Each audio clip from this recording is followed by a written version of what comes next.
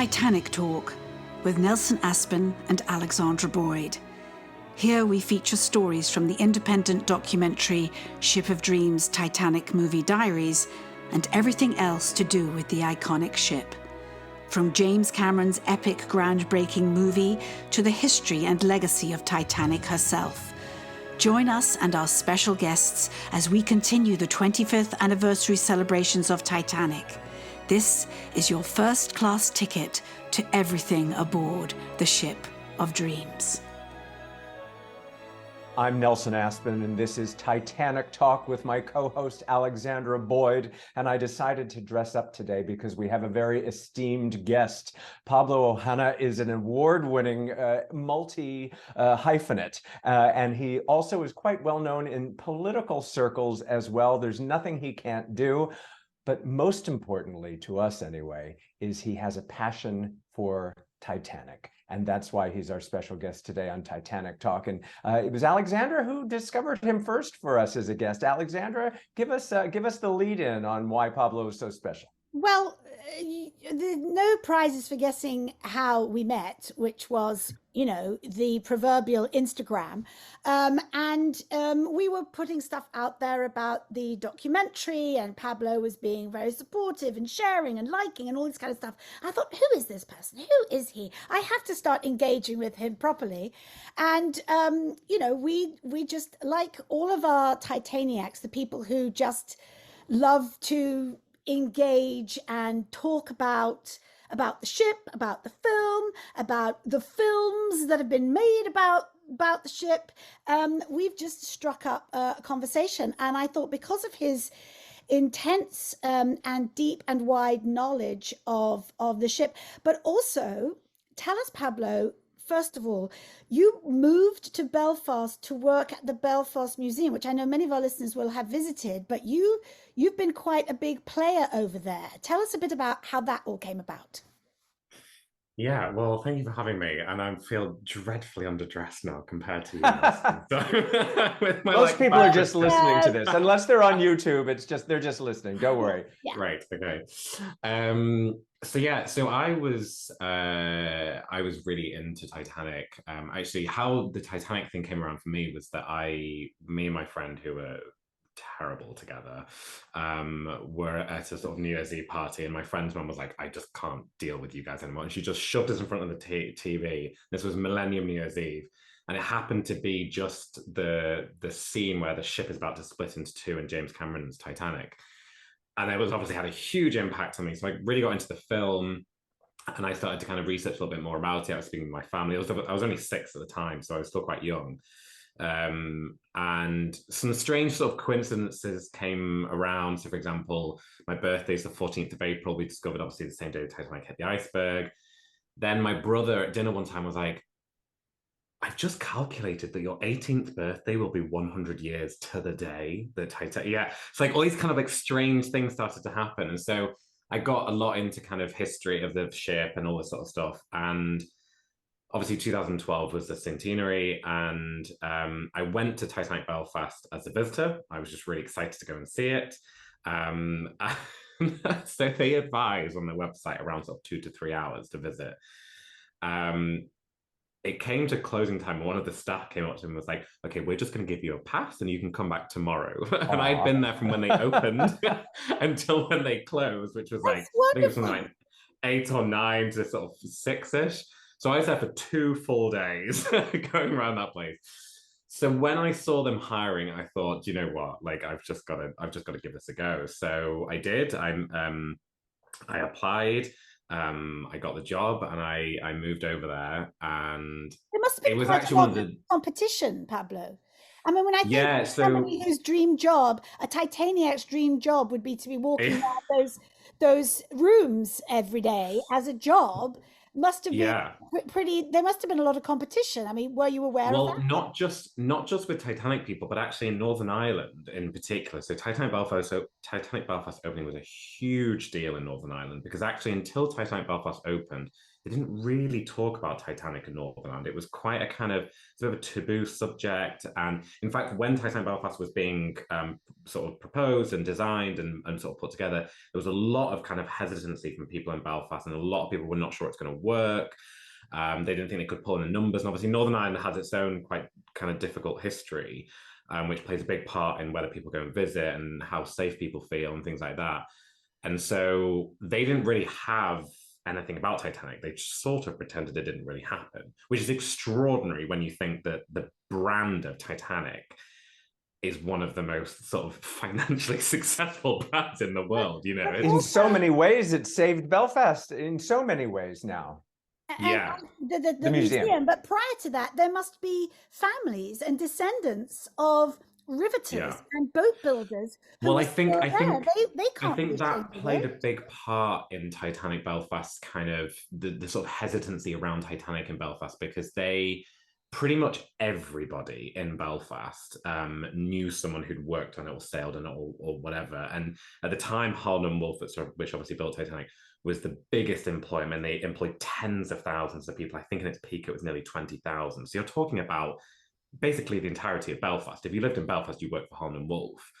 And so it was always a bit of a kind of tricky area to kind of navigate in Belfast, because there was always someone who had a connection to it, and so they either felt it was too soon, or that it wouldn't be done properly, or that, you know, there was certainly, when I worked, I talked with Alexandra about this today, there was certainly apprehension about embracing the film, James Cameron's film in particular. There was a lot of kind of, well, that bit didn't quite happen, and we don't want to celebrate the fact that this ship sunk. And so there was a lot of kind of confusion and sort of debate around just Titanic, the film, the history, the ship, the construction, everything in Belfast. It was really quite complicated. And so, you know, you're making me think of another conversation we had with Dr. Samuel West, who has a museum of failure, and it's traveled around different places in the world. And of course, we connected to him because Titanic is in there, and Belfast were cross that he'd put Titanic in as an example of, as we know, the hubris and the unsinkable. You know, they basically built it up to be an unsinkable ship, and what happened? It sank. So it feels like a failure, and you're kind of underscoring that a bit, when an entire city sort of felt responsible instead of doing what the museum, I'm sure, has begun to do. Denial is a river in Belfast. You know, is that actually they did build a beautiful ship. It just met an iceberg, and we wouldn't be talking about it, and they wouldn't have a museum. And please go on, because we had this great conversation about what an incredible success the museum has been. Yeah, so I think what was really interesting that I found when kind of as I visited, but also certainly when I moved there, was exactly that they did embrace that they had built this incredible ship, because of course they built thousands of ships. I mean, Harland and Wolff built thousands and thousands of ships, and of course, as most people know, Titanic was one of 3 sister ships. The other 2, which went on to have really long and successful lives and went on to be lots of different things, like, you know, hospital ships and all the rest of it. So as you say, like, Titanic was really unfortunate, and obviously that is why it became the huge and kind of everlasting story that we still talk about today. But it was interesting, because working at Titanic Belfast it also came at a really interesting time in Northern Ireland's history. And I've talked about this a lot recently, because Northern Ireland just celebrated 25 years of the Good Friday Agreement, which for those sort of listeners who don't know, was a really, really historic and important sort of landmark in Northern Ireland's history, which essentially secured peace in Northern Ireland, sort of had an end to a lot of pretty unpleasant violence. And when I moved to Belfast, it was 2012, I moved there, and one of my friends, who I'm still friends with today, she, about 3 weeks into working there, she pulled me to one side and said, "Listen, I've been dying to tell you this. I just need you to know that I am so happy you moved from England to Belfast. You don't know how much it means to us, because it tells me that what I'm doing here is working, because I work here because I believe this building, that this attraction can change the face of this country, that people will come here and they will feel comfortable visiting here, that they will want to come and hear more about Titanic. They don't feel like they're under threat of violence or bombings or whatever. And the fact that you've moved from England to Belfast tells me that we're already winning. And I remember it so vividly because it's a similar kind of conversation that they had with Titanic when they opened Titanic Belfast, and everyone was a bit like, really, is this going to work? And they had projections that they needed to, in order for Titanic Belfast to be considered a success, for it to be financially viable, they needed around 200 to 300,000 visitors a year. They've not dipped below, excluding COVID, they've not dipped below 800,000, and they're regularly hitting 1 million. They're absolutely smashing those goals. So it's funny that this thing that everyone was a bit like, oh, is now a huge success. I mean, kind of similar to the film, right? Yes, yes, is that the film is, a film is a conduit. It's the gateway drug to Titanic history, and for people to deny James Cameron's work, which they do, and everyone's entitled to their opinion. And of course, I'm biased because, I'm part of this, tiny part of this huge movie. Is that you cannot separate the two, and I've said this so many times now in this podcast. That story of Jack and Rose was weird to me when I first read it in the script. I was like, "What is going on? This is just ridiculous." I had done all the research on the real people because that was what Nelson had shared with me because his knowledge. We created this. I had this idea in my mind of what traveling on Titanic as a first-class passenger must have been like, and why would you bother with Romeo and Juliet? Well, we couldn't have been more wrong. And even that lovely waitress in my film at the beginning, she says, I watched it and I watched it and I watched it, and then I realized, oh my gosh, this was a true story. There were real people. Those people were real, and it actually expanded her experience of the film and of course Titanic. And we hear this over and over and over again, and I think I don't blame the people of Belfast for thinking, oh, it's going to be this white elephant sat on the quay, and we'll be like, good job we didn't invest in that, when actually it's you've said it yourself. People have come to see bits of the film. Oh yes, they'll see artifacts. Oh yes, they'll learn the history. But they're like, is there just even a teensy wincy piece of costume or a little bit about Kate Winslet? I mean, talk a bit about that. How you? Well, yeah, and I need to know, Pablo, what your position was there. What was your job there? How did it evolve? And for folks, I mean, a lot of our listeners obviously would have either visited the museum or aspire to visit the museum. So I'm curious, in addition to finding out what your role there was, what do you think are the best things on offer there, and also maybe what could they work on? Sort of pull back the curtain and say, what do you think as an expert needs to be tweaked?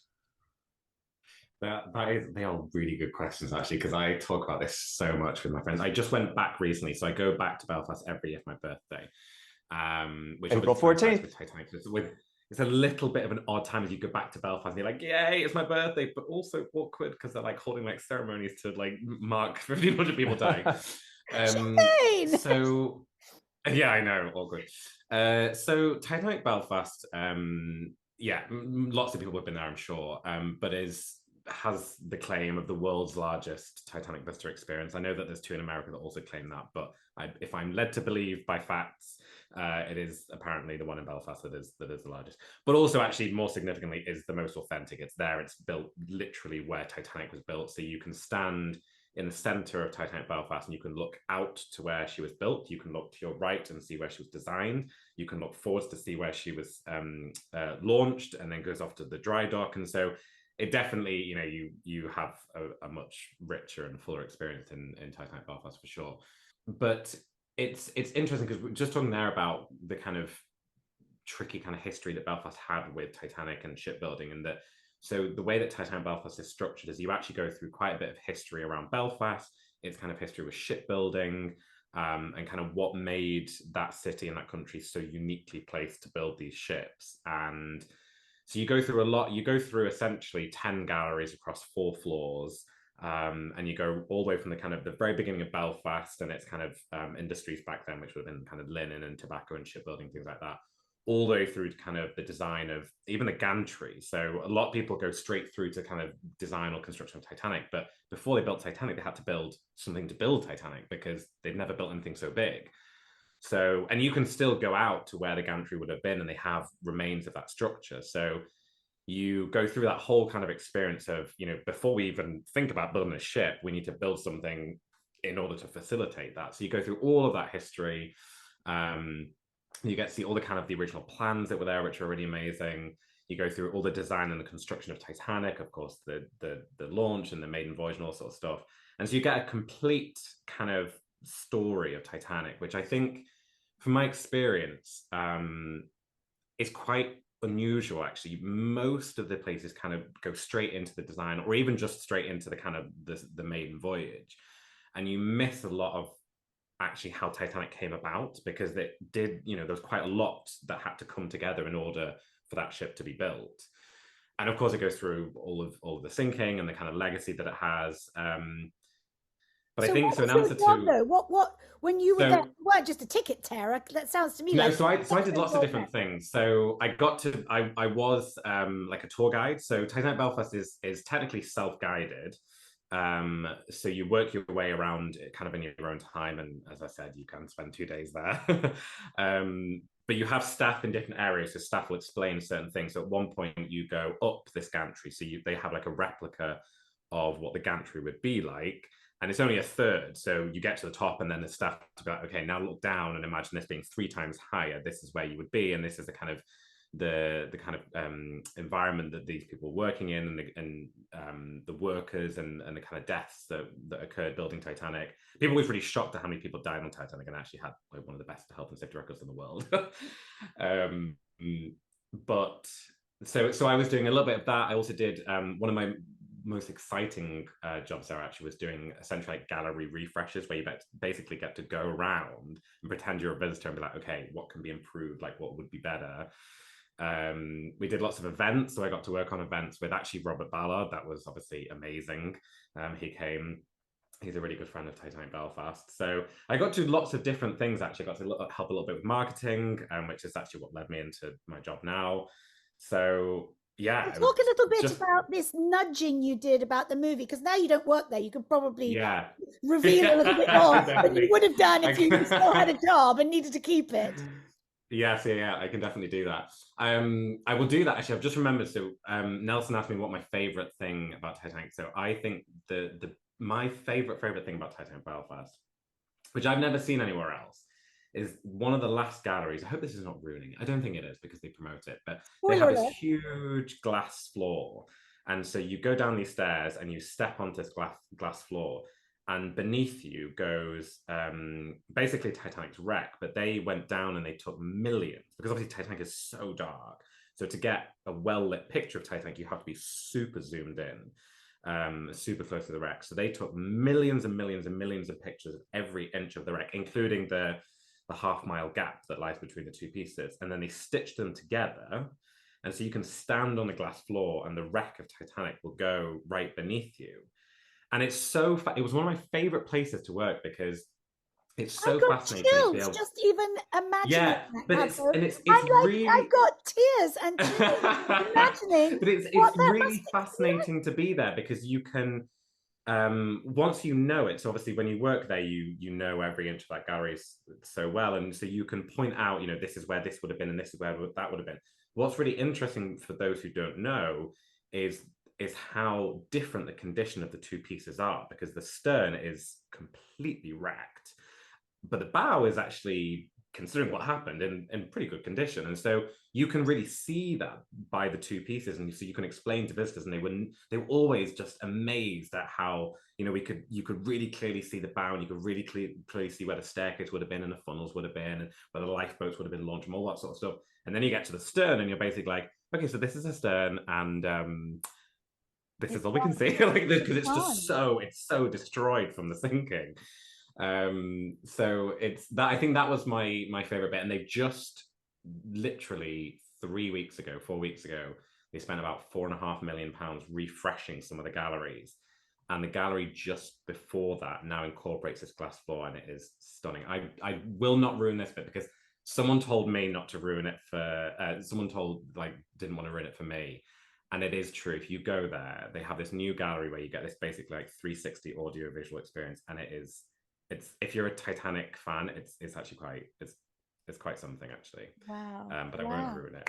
You And should your expertise now is PR and marketing. How, aside from maybe just working at the museum, where does Titanic fit into your professional life? Obviously, for all of us Titaniacs, it's part of our personal lives. But how did Titanic work its way to affect your professional life, which is going along so well?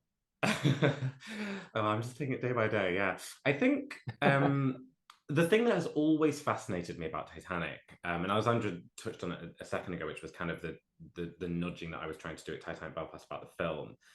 The thing that's always fascinated me about Titanic is its legacy. So there's just, Titanic is just endless, right? So you could really get into the passengers, you could get into the construction, you could get into the sinking, whatever it is.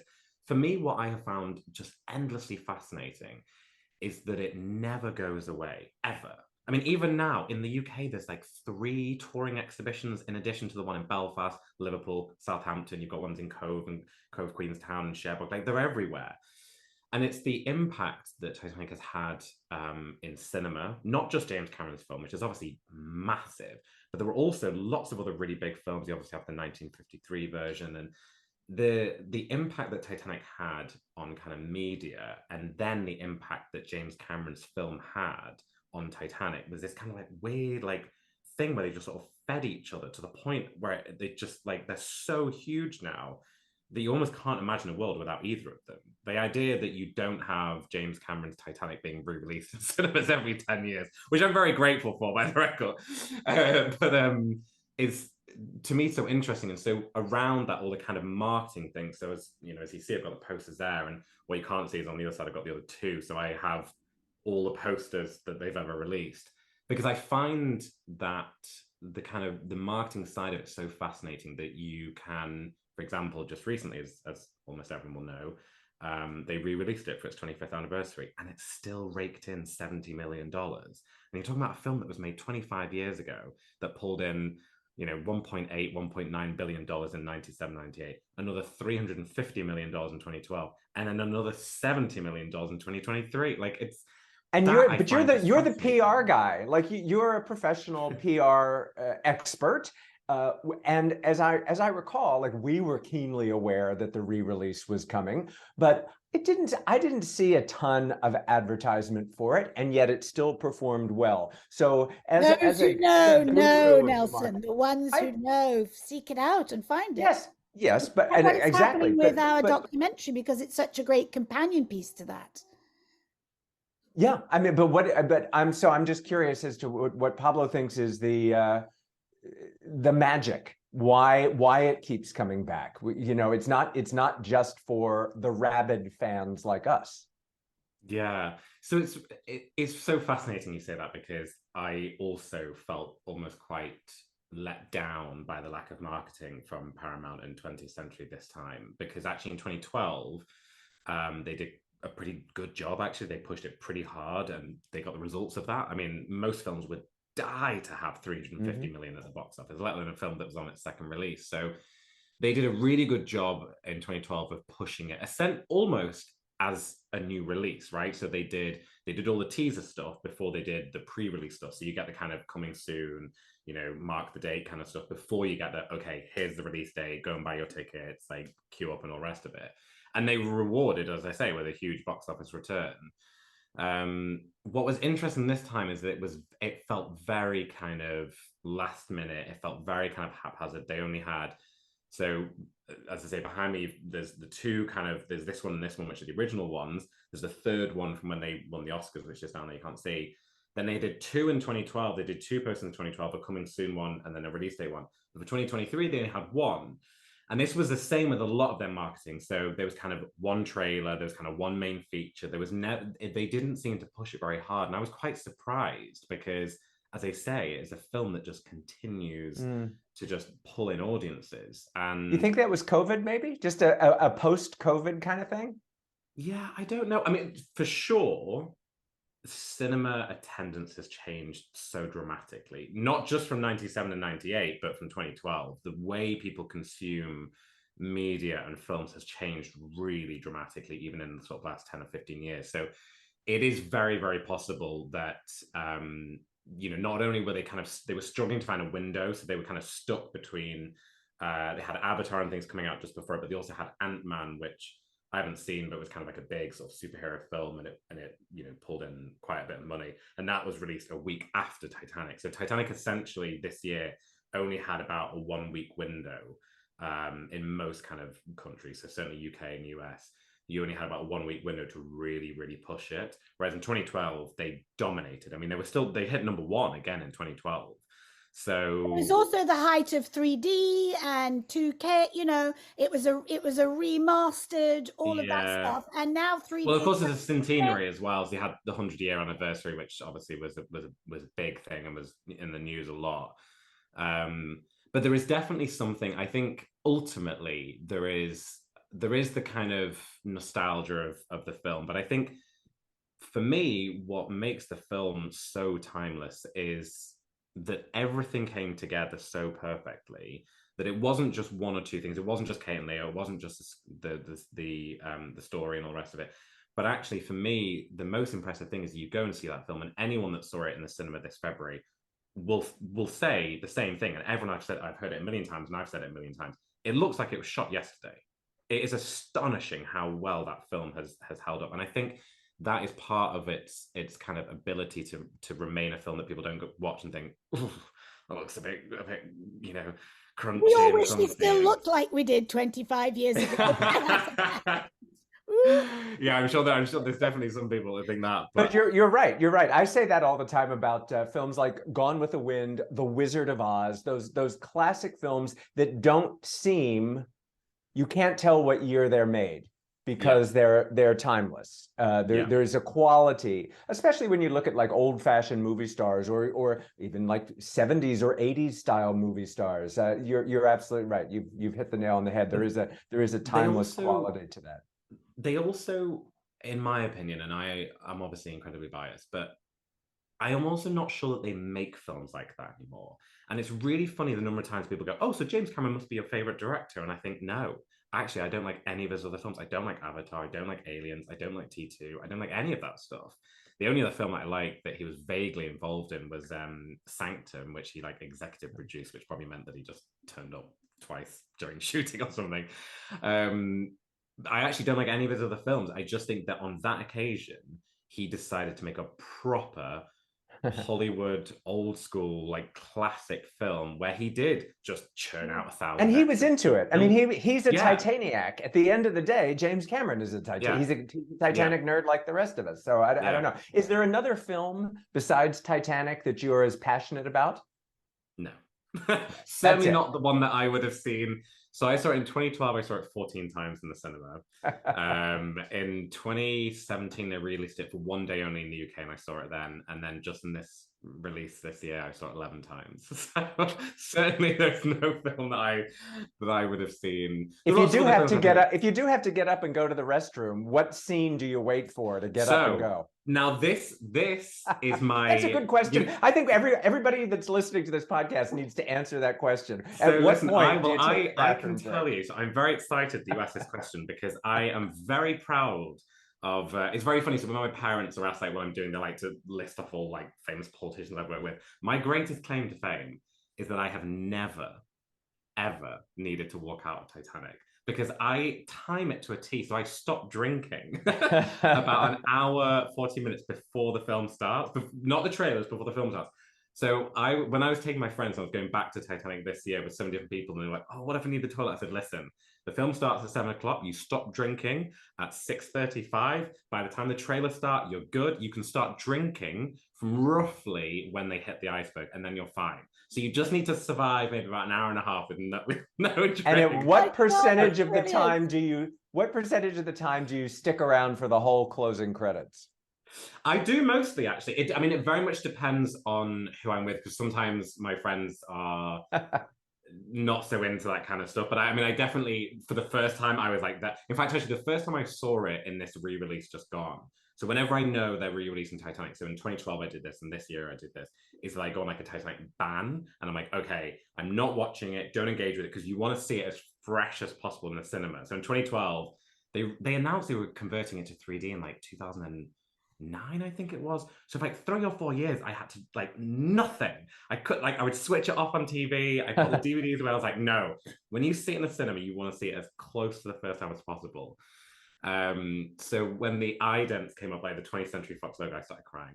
I was so excited and so happy that just like the 20th Century logo, I started crying. My friend was like, are you okay? Don't No, think you're alone, Pablo.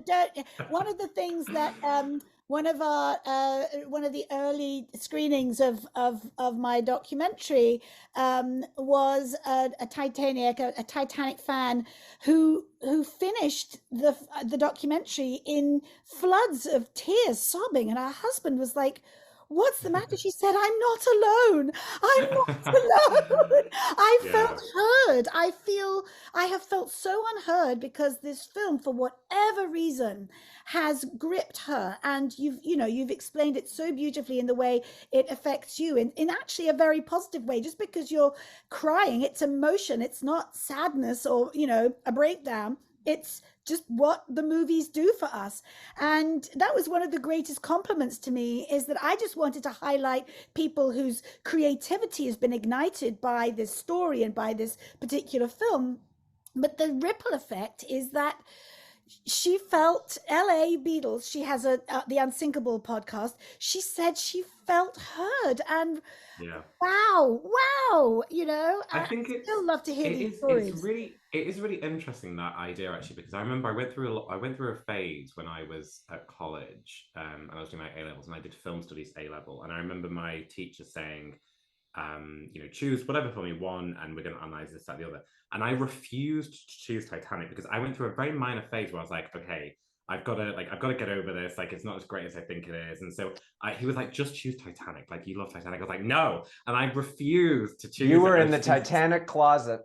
Yeah, well, you're in but what was denial. weird is that I had loved it prior to that, but people, like, there was definitely in '98, certainly, that happened. There was kind of like backlash. It was just too big, too successful. And I think I went through my own kind of mini version of, okay, I've got to get over this. But it was very funny that during lockdown, so this is going to sound like a really depressing story, but there is a point to this. So during lockdown, I went through a pretty horrendous breakup, and I ended up seeing like basically a therapist to like help me get through, and I was like really struggling with this, like getting over it. And obviously in lockdown, so I couldn't see any of my friends. I couldn't do all the normal things you would do apart from just eat loads of ice cream. And it was really funny that one day my therapist turned to me and he was like, okay, what's your favorite film? And I was like, you know what my favorite film is, Daniel. And I was like, and by the way, don't you dare ruin this for me, because this is a big deal. And so, okay, so what are the themes of Titanic? I was like, you well know what the themes of Titanic are, Daniel. And I was like, repeat, do not ruin this moment for me. And he said, okay, so Jack meets Rose. He shows Rose this new way of living, and he, teaches her to ride like a man and like spit and all this sort of stuff. And obviously what happens at the end of the film, you see that they can't be together. Jack dies, and so Rose kind of has to survive on her own. And he says, but at the very end of the film, right, you see those photographs, and you see that Rose went on to live her life the way that Jack wanted her to, and that they would have done those things together, but they couldn't, so she did it on her own. And he turned to me and I was like, do you think you could see your relationship like that, in that this person showed you this whole new way of living? He opened your eyes to all these things that you had never seen before, these things you never felt before, and you now can't live that life anymore. You can't do those things with him, but can you take what he showed you and learned and apply that to yourself and take it and do it? And honestly, my mind was blown. That's a good therapist. My whole world That's shifted. a good I was like, therapist. I honestly, now I recommend him to absolutely everyone. Anytime someone has like a minor issue, I'm like, okay, here's Daniel's number. Pablo, you are a delight. I think we have figured out what to do. I think a Ship of Dreams documentary screening for your birthday in Belfast next April 14th is in order. What do you say? Absolutely. In Make it Titanic happen. Belfast. Let's do it. Thank you so much. Thank you. That was great. No problem, guys. Thank you for having me. If you've enjoyed this podcast, please leave a review. And if you'd like to hear more podcasts like this, hit the subscribe button. For information on where you can see Ship of Dreams, Titanic Movie Diaries, go to shipofdreamsfilm.com. Titanic Talk is a production of Ship of Dreams Film Limited. At Titanic Talk, Nelson and I are looking for the ultimate superfans. Do you have a passion for James Cameron's Titanic or any of the other screen adaptations? Are you an amateur historian with a vast knowledge of the ship herself? We would love to invite you on our podcast. Come and talk Titanic with us and all things aboard the Ship of Dreams. To reach out, email info@shipofdreamsfilm.com. We look forward to hearing from you.